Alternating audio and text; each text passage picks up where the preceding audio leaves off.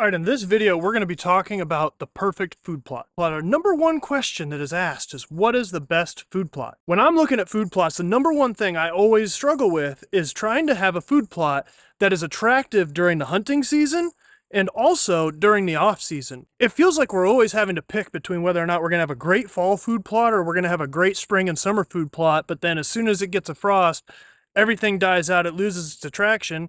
And for us, that's right when the hunting's getting good and we want a food plot that's going to be bringing in loads of deer. The trouble is that the seed that is good in the spring and the summer loses its attraction in the fall.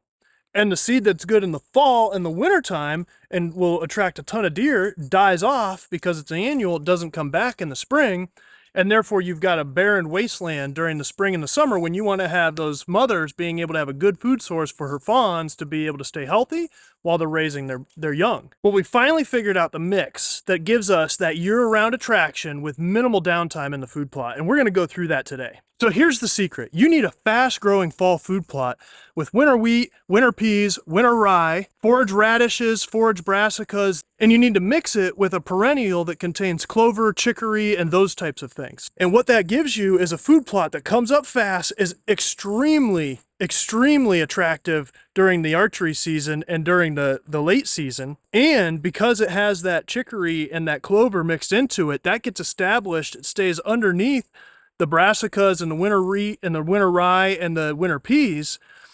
It gets established, and after the deer eat all of the stuff in the fall, that clover and chicory comes back with a vengeance in the spring and greens up and stays green all the way through until you're going to plant the next year. Depending on your growing season then, for us in Northeast Ohio, we're planting this towards the end of August to the beginning of September. So what you see back here behind me is one of our favorite food plots that we did this in. And you can see that it's just lush with clover. The only thing that we had done with this in the spring, because it had been hit so hard, was to come in here and do a quick frost seeding, which then just made it even more lush and thick. And then we just have maintained it by mowing it a couple times throughout the year. But honestly, the deer have basically kept it mowed for us. So what I've got is Frigid Forage's Autumn Quick Plot, which is by far the best fall food plot that you can get. What you want to do is maintain the majority of your seed through the Autumn Quick Plot. You cut down that seed rate just a little bit on the Autumn Quick Plot in order to supplement with it with the wall hanger. And then you sprinkle in just a little bit of the Big and Beastie. Now we're getting ready to plant the new one again. So what we're going to do today is we're going to till this thing up and we're going to take this seed and we're going to get it back in the ground and reestablish our fall food plot. All right, now I got it tilled up. I actually left a couple strips here.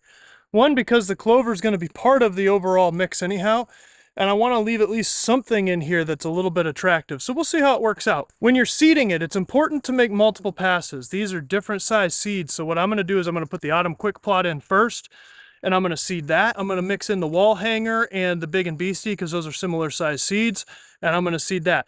That'll help to make sure that you've got the setting set on the right setting for the seeder.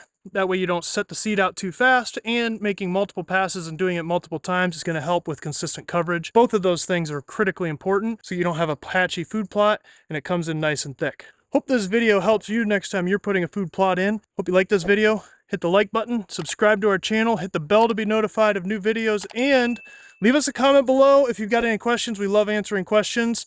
And make sure to watch more of our videos by clicking right here. Thanks for watching.